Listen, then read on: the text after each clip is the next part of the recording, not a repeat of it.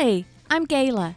After 20 years of climbing the corporate ladder, I took the leap and started my own business to pursue my dream of creating a work-from-anywhere lifestyle. Having the freedom to work from practically anywhere is such a cool feeling. You're in the right place if you're looking for ideas and inspiration to start and grow your own online business. Every week in this podcast, you'll receive practical ideas, hints, tips, and tricks to help you grow your online business where you can leverage your time and you can accomplish more. You too can experience wonderful adventure and freedom as you live life on your own terms. Hello there, and welcome to another episode of the Gayla Scrivener Show. I am so glad you're here because today I'm going to share how to delegate your social media management and still be genuine in your message.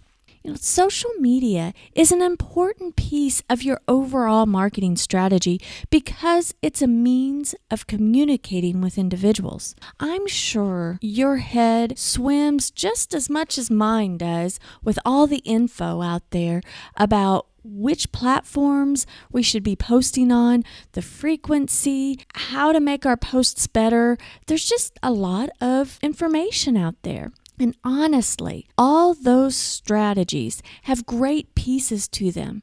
And I love hearing about how others do things and what their processes are and what's successful for them. I think that's what we all like because as we gain ideas from other people's successes, then we can take what other people are succeeding at and take pieces of that work well for us, and we create our own strategies. And in my line of work, running a content marketing agency, my team and I listen to all different ideas offered out there, and our clients implement the strategy that works best for them. Because we're all individuals, there's going to be some differences out there. And when growing a personal brand, I think we tend to think we have to do it all. We're just compelled to do everything for our business because it's a personal brand. Social media is personal because it's communication. Personal brand, well, we're trying to have people to get to know us better, and it's personal. So are we cheating if we have others write and publish our social posts on our behalf? Is it not genuine of us to do that? Absolutely not. Creating a personal brand and offering services through a brand that is unmistakably you, unmistakably personal, that doesn't mean you do it alone. You need to treat your personal brand like a business, not that you are doing everything, not that it's a job, it's a business. Now, at first, you may be doing all things yourself. You may have more time than clients, but when you make that transition of treating your personal brand as a real business, not a job, not a hobby, you will begin to build your team.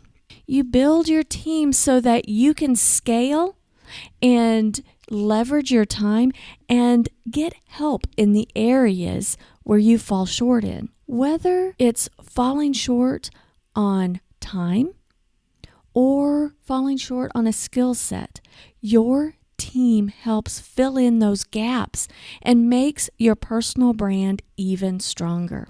If you're a service company and you have a brand for your business that's not necessarily a personal brand, I think it's a little bit easier to take the leap and create a team.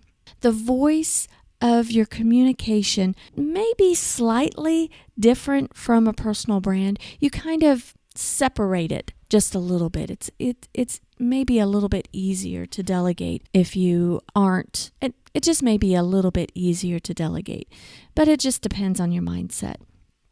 Now, I want to share what I found that works for me when it comes to social media management.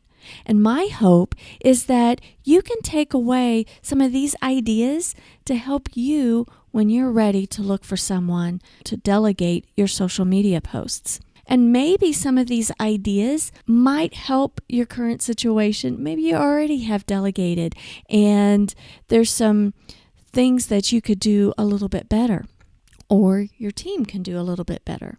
So today I'm going to offer 5 solutions to think about when it comes to delegating your social media. I'm going to share my personal experience when it comes to my business's social posts, as well as from the perspective of a content marketing agency. From that perspective, I'd like to offer you the ideas when it comes to best relationship scenarios when working with outsourcing that type of thing. And I'll give my perspective in working with clients. Now, like I said, social media is a means of communicating. And oftentimes, when building our businesses, we feel, since it's a personal thing, that we should be the ones to keep up with all the socials, all of them, all the platforms, all the frequencies. And so we feel terrible when we can't keep up. And certainly, you want to be present on social. Not necessarily all of the social platforms, but you do want to be present on social. But that doesn't mean that you should be responsible for hitting that publish button for each and every post. It's a task, it's a process that can be delegated, and there are some best practices that helps with that delegating process where you can keep your messaging still genuine, still unmistakably you. Now, the very, very first thing that I delegated in my business was social media management. I thought it was important, and I still think it is important to be consistent in this area. And I was falling short. I just wasn't getting in there on the consistency, and it bothered me. Social media can get so overwhelming and be such a huge time sucker if you let it be. And it's so easy to get distracted and go down rabbit holes, and poof, an hour or two is gone from just meandering around on the social feed. And I just felt like I just didn't want to do that. I needed a system, a structure in helping me be present out there on social media, yet still keeping me focused and productive. So what I very first started out to do, my system was I would sit down once a week and plan out my next week's posts, and I'd schedule them. And back in episode number 98, I had shared post ideas to help you fill your content calendar. And you can grab that. You can go to scrivenersolutions.com/48 ideas. I had those ideas jotted down, and over time, we've added to them and things like that. But at first it was me, and I was trying to get into the system, and I would sit down once a week and plan out my next week posts. And in theory, that shouldn't take too long. I'm thinking an hour or less, especially at the time I was doing 3 platforms and posting only 1 post a day on Monday through Friday. So that's only 15 posts, and really, it's really 5 posts, but you just kind of use the same messaging and just change it up a little bit for the different platforms, but the same train of thought. And like I said, in theory, it shouldn't take that long. But here's the thing. I find myself having this little once-a-week task taking way longer than it really should. I was frustrated, and I got to where I just didn't even want to be there. I didn't want to even log in. Now, the mechanics of things, that wasn't the problem. I know how to post and to click everywhere. Maybe I clicked too many places because I got distracted. But the problem was the distractions. The distractions with the news feed, and I'd be looking at other things, and I wouldn't get my posts done. But then when I was trying to write my posts, I would get stuck as to what to say about myself. I find it hard. To talk about myself. And I've noticed that many of my clients, that many of our Scrivener Solutions clients, they come in when they need help with social media. They too have problems expressing themselves or talking about themselves. It's so much easier to be behind the scenes and help somebody else, but to talk about ourselves, it's a little hard. So not only did social media become a time sucker for me, it also became a fun sucker. I just didn't want to get into my accounts. To me, social media should be a fun place to share and engage. But it was too much like work, and I know I need to be there and be present.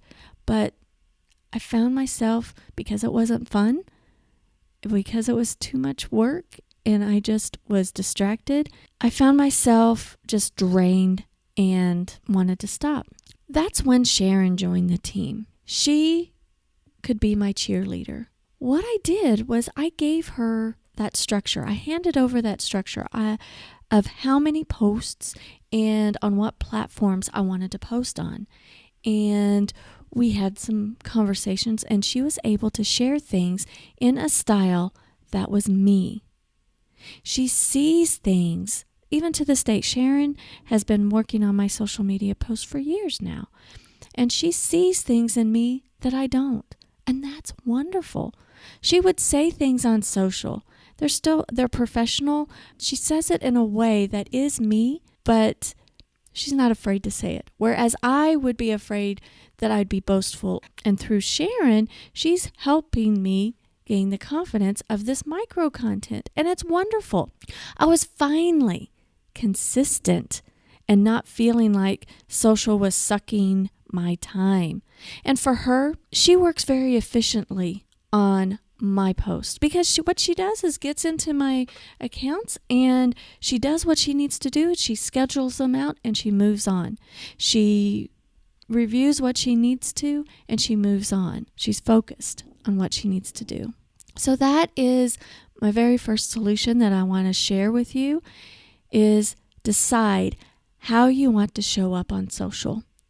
For me, I gave Sharon the parameters of the frequency and what platforms. And at the time, many years ago, I wanted to be present on LinkedIn, Facebook, and Twitter. And one post a day, Monday through Friday, on each of those platforms. And that gave her a starting point to establish the consistency and routine. We got into a groove. I loved that. We stayed with that frequency and those platforms for a while. But then over time, over the years, we've changed it. Now, between my personal brand, GaylaScrivener.com, and Scrivener Solutions, those two websites, we are posting on LinkedIn, Facebook, Instagram, Pinterest, YouTube. I think I have them all. We had decided that we're not going to be present on Twitter much anymore. That was just a decision that we just, through numbers and through engagement, and that was just a place that my folks weren't in. So we decided to not be as present there. And Sharon now has help from Brandy on some of the platforms. They split it up. And Brandy is really great on Instagram and Pinterest. And Sharon is great on LinkedIn and Facebook and Twitter. And so we just split up the tasks. So establishing a routine by nailing down the platforms and frequency is the very, very first thing we do with our clients. That just gives us a baseline. That gives us a starting point to work from. Sometimes our clients have certain types of posts that they like to have on certain days, but more times than not, they don't have a preference, or they haven't even thought that far yet. And so we offer assistance to get that routine going. Now let's go to number 2 solution in helping keep your social media posts genuine, even if you're not posting. Number 2, check-in calls. What? How can you expect someone to post on your behalf and amplify your message without really knowing you? A long-term relationship with the people that you delegate to, over time, it just gets better and better. I'm telling you, I have hardly had any turnover. Well, I actually haven't had any turnover in the Scrivener Solutions team. I'm so blessed. But we just get to know each other, and my team, it's almost like, they can read my mind. And that's what we strive for with our clients. Now, I have weekly calls with all of my team, and we discuss projects, and it's an opportunity to let them know what I've got rocking around in my head and what I have planned in the way of events or content or just what's on my mind in general. And that helps shape the message out on social and be more timely and everything like that. But this may be a no-brainer, having these regular check-in calls. But I have had experience with some individuals who we've taken on as clients, and they don't want to have to deal with social at all.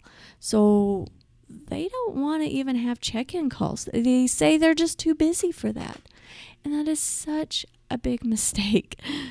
The relationship and how we can represent that client is strained, honestly. My take on anything with content marketing is that it translates into relationship building. And when you delegate to a team, they help you build that relationship. And you need to be involved with your team. You must be involved with the communication at some level. You can manage it. You don't have to do every single detail, but you do need to have a check-in with your team so that they're relaying the correct messages that you intend. A check-in conversation with those whom you delegate is so important to make sure that they get the messaging right. And feedback is super important. You need to hear it from your team, and your team needs to hear it from you. That's how improvements are made. Now, the third thing is focus on your core content. If you've been producing either a blog, a podcast, or a video series for a while now, then you have well enough content for your social media manager to draw upon. All the social content it's basically your words, rearranged in snippets to broadcast over social media channels. And the more core content you have, the more ideas your social media manager can draw from. You've already written your message. You're already shaping that out there digitally on your website. It's the social media manager's job to extract out your words into those micro messages. That's how they can get to know you, and that's how they can lead or draw folks to your website so that they can get to know you better. It's you, only amplified.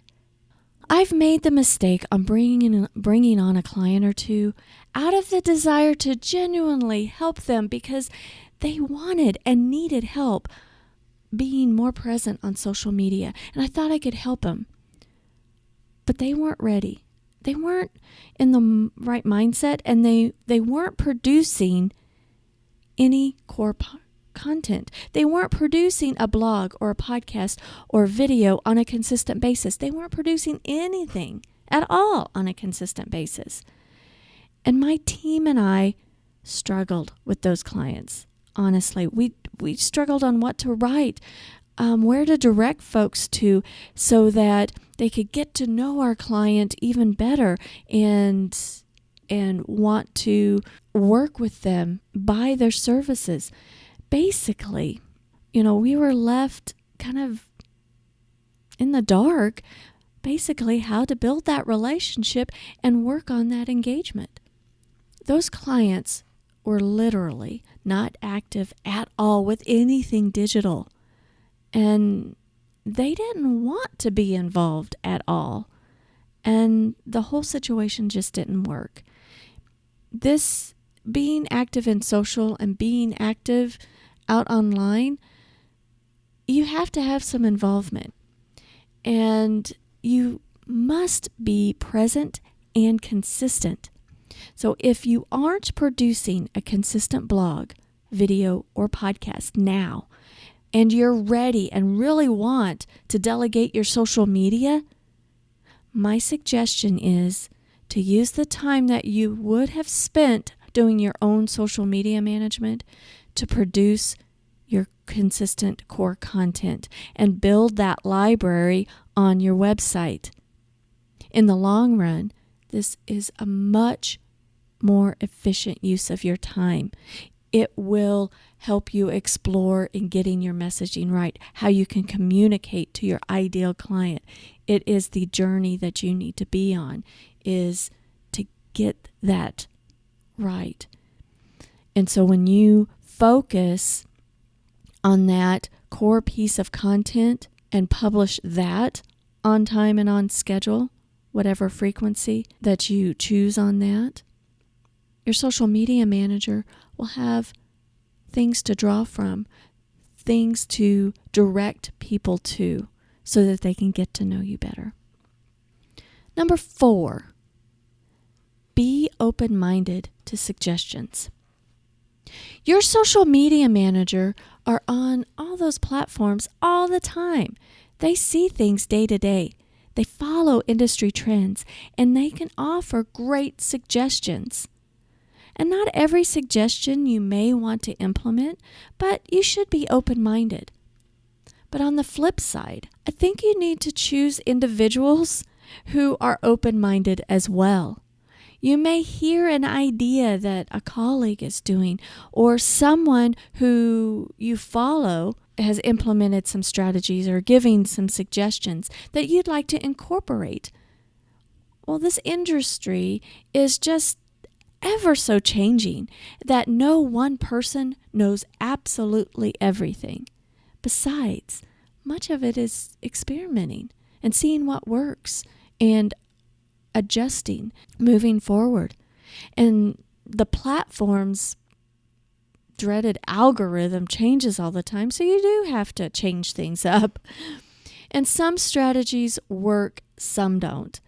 Being able to have candid conversations about changing tactics is so helpful.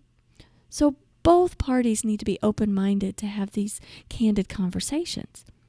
Now, I've thrown my team some ideas about changing tactics, and they're open with me on telling me their opinion. And I love that, because I'm not on the platform all the time like they are, and sometimes my ideas are dated. I'm like living in the past because I haven't been in there on a immersed basis for a while. And what worked or what was done a year ago may no longer work or isn't even a feature on the platform anymore. Things like that can happen. And I need to listen to my team when they tell me to provide something to them to make their job easier or make the messaging more genuine. For example, my team is all the time telling me, hey, take some candid snapshots, take some selfies, send them to us. And we have a shared Dropbox folder that I'm supposed to be sharing photos in. And I don't particularly care about taking pictures of myself, but through their encouragement and their friendly nagging, I'm at least saving more photos in our shared folder than that they're free to use at any time on my social channel. I'm doing that more often than I used to. It makes their job easier, and it makes the messaging more genuine, because it is me. It is me, only amplified. They're representing me. They know me. After all, they are helping me amplify who I am and what I stand for and I need to do my part. I can't just disappear.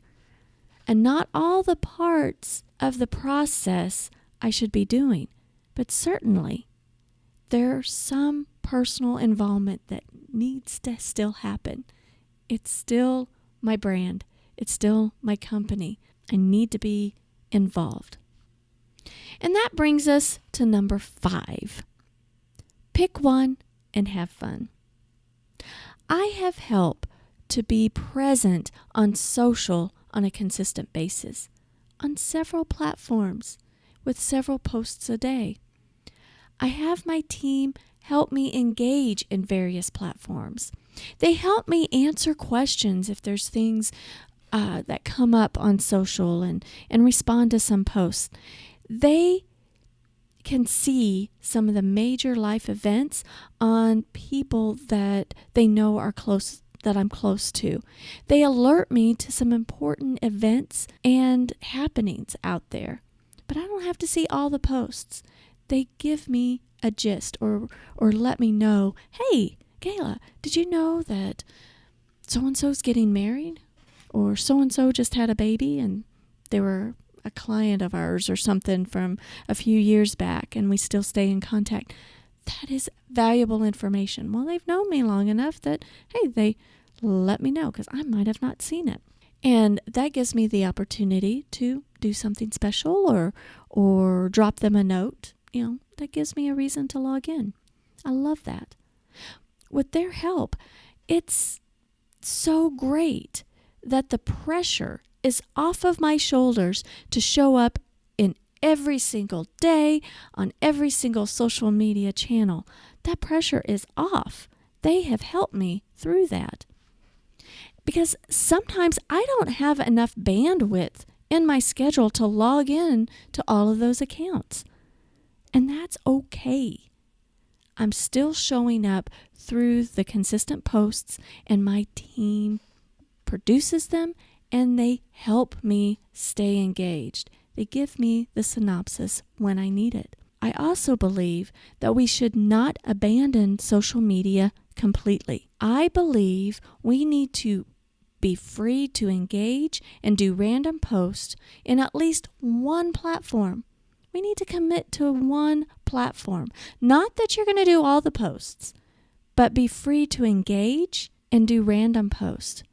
To me, I think that your social platform of choice should be a fun place and a place to make it fun. At the same time, it's a learning experience. Now, I like Instagram. I really don't care for Facebook.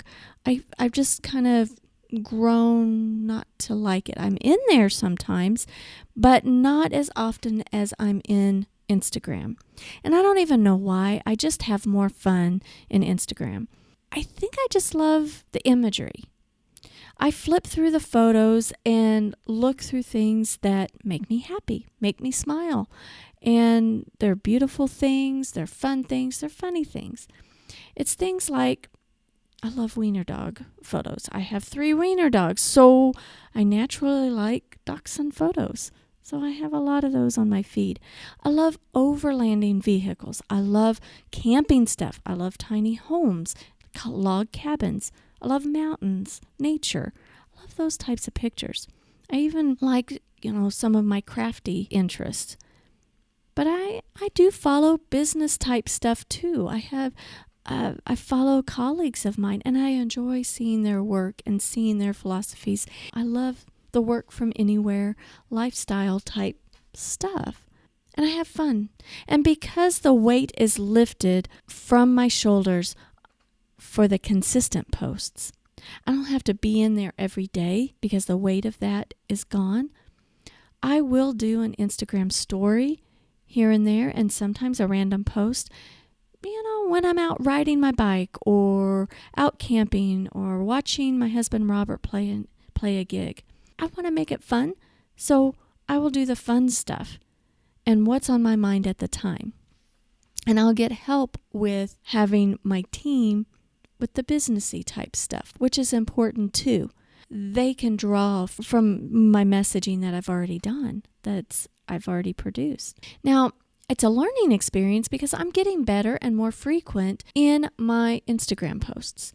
And not that I'll take that job back for myself. No, absolutely not. Brandy's going to be posting my social on Instagram for a long time. I hope. I hope she's with me a long, long time. But there is no reason for me to take the time to share my latest podcast or share one of my favorite quotes on a beautiful image. That's where my team is perfectly capable of doing that and will continue to do that.